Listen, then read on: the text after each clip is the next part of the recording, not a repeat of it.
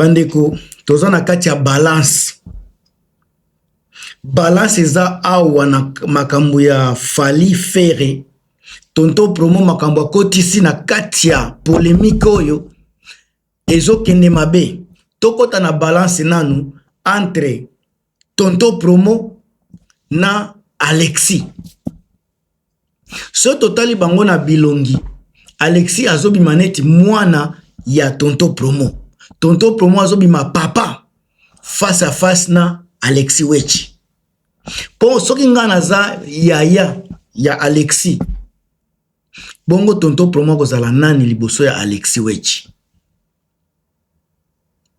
Sika mutu lokola Alexis mwana par rapport à Tonton Promo ayena kufinga sake afinga mwasi ya Juna afingi pe mwasi ya Gim Cité. Mais Tonton Promo a perdre ba pedale, a perdre idéologie ya kozala mobali, a koti na masolo ya bana basi a komi ko finga ake au-delà. Maloba naza ko loba awa etalinga esanangage ke moi. Mutu lokola Alexis Wechi tozo benga ye fanatique ya Fally Ipupa. Tonton Promo aza fanatique et puis aza journaliste alobaka nini azo sala aza défendre ba valeur ba musicien, valeur ya culture congolaise. Sika lelo yo na sala ki émission déjà ça fait 3 jours et une semaine nazeko lobait ndeko na biso wana azalaka jamais au milieu du village, azalaka na ye fanatique ya Ferre. Aza prêt pona kofinga n'importe qui pona Ferre. Bota la exemple afinga tangu Ferre aza na conflit na Wera à côté la Ferre. Ferre azala na conflit na Fally à côté la ka Ferre. Ferre azala na conflit na Wera à côté li Ferre. Donc pona ye c'est Ferre.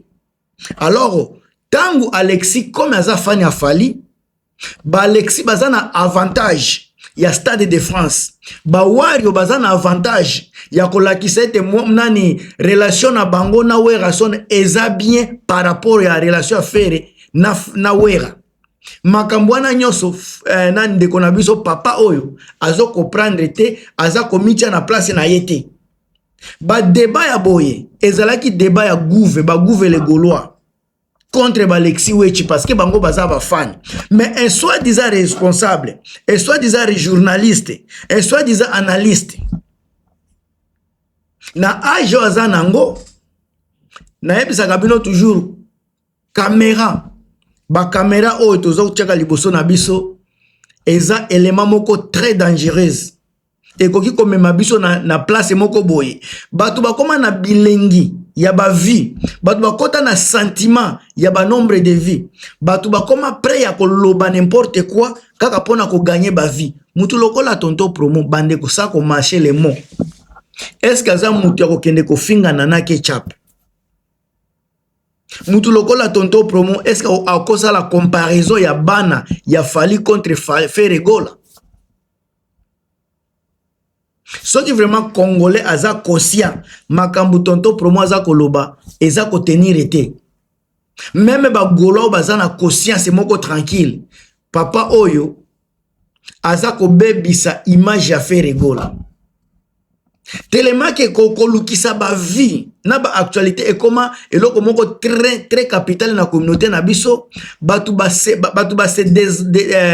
débarrasser na misala ba comment ko se focaliser kaka na ba vie sika soki vie ezo matate o comment na batu baza prêt ya ko créer base n'importe comment pona ko sala kaka ba nombre de vie.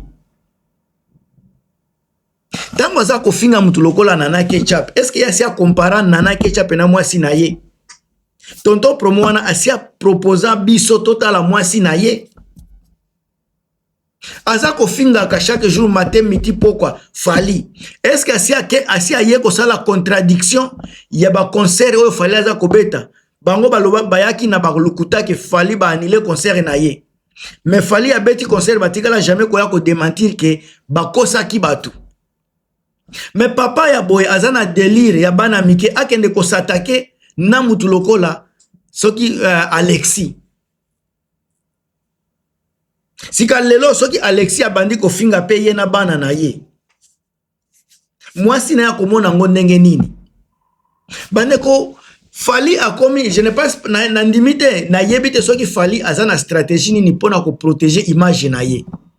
Maloba ya boye ngaki ezala niveau mususu.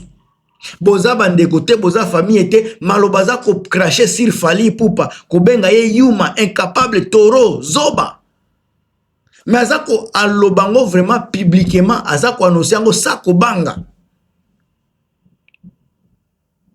Maloba oyo azako bimisa pona ko finga Fally vraiment. Un journaliste soit disant que aza ko défendre musique ya Congo. Ba défendre ka musique ya Congo bongo. Nani o toki tonto promo aza différent na ba youtubeur misusu parce que ba youtubeur nyoso balobaka nga okoyeba oyo aza pour Fally, oyo aza pour faire, oyo aza boy.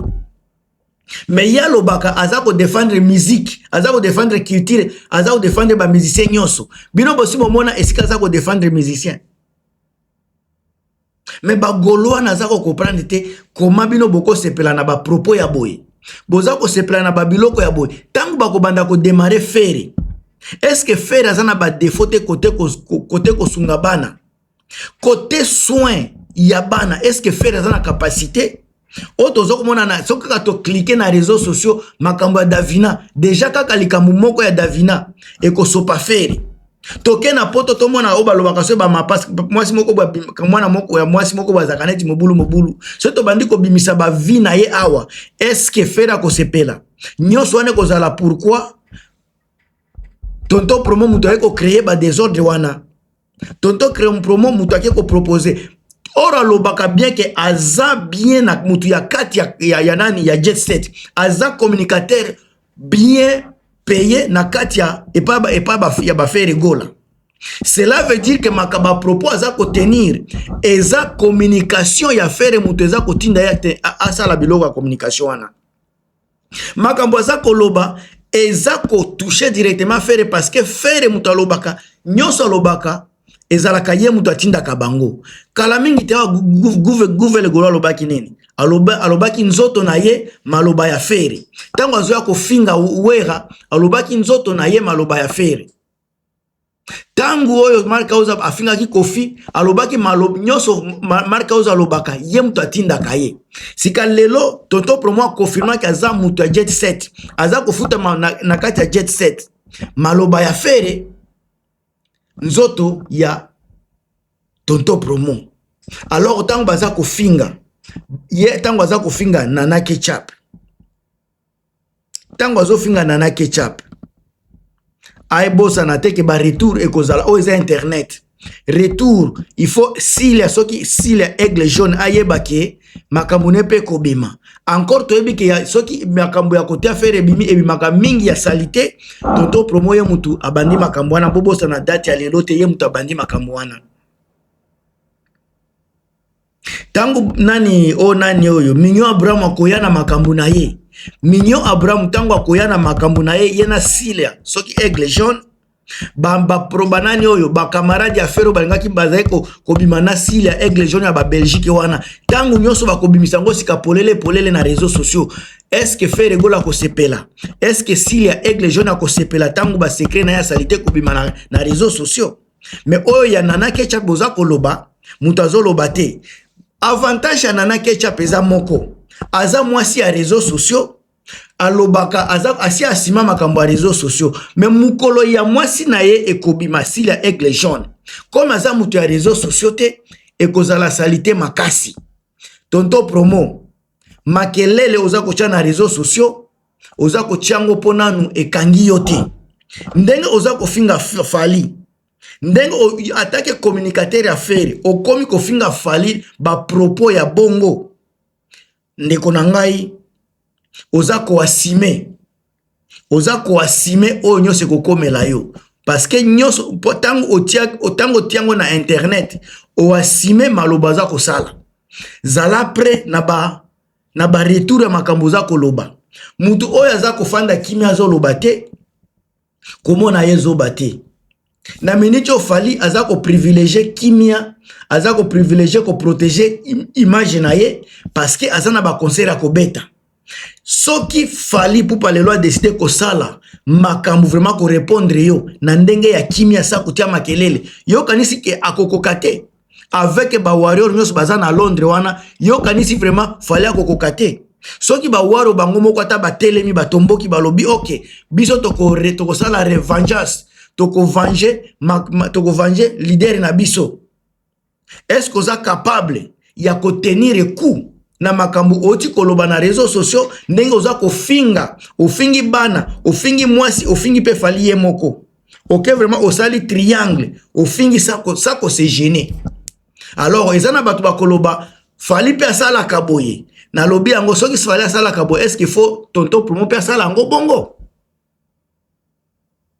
bande ko total ndenge makambo ko ya parce que onga naza ko sentir que tonton promo akofuta ngo d'une façon ou d'une autre akofuta ngo kala mingi te âge to salelaka âge tozo kola mais soki boko tika la ka na ki bassesse mutu lokola tonton promo akende ko sala ko komiti na niveau ya nani ya ndeko na biso nani soki Alexis Wechi na âge Alexis aza mwana muke mais tango zo sala guerre na Alexis oyebi ke aza capable ko finga est-ce que yozo la capable ko finga ba journaliste ya mboka na biso yango bomonaka na ba YouTube na biso ekende ke musika te tozalaka toujours ata soki oumeli na YouTube ozalaka mutu ba 15 000 ba 20 000 vies. Pourquoi toza na déontologie te tozaka ka bato koloba sas donc toza bato ya ba émotion na ba sentiment to tiaka makambu pena na mesa te tolobaka oyo kaka ye na mutu to bandi koloba po toza na posa ya ba vie mutu eza ko komisa tonton promo bongo akomisi ezoba ba vie kaka bana wana komi na suka botia ba point de vie na bino o na lobi e na sanangage ke moi na lobi likambo mabete mais ce totali famille ya tonton promo ye moko to comparer ye na ba youtuber ya age na ye o ba umeli na réseaux sociaux kaka lokola ye na ndimite ke ya kozala exemplaire alors ko finga kabatu sa komitala eza très dangereux très dangereux. Donc tu n'as pas Gilmas Bandeko, vous partagez, vous commentez selon les makambo. À plus.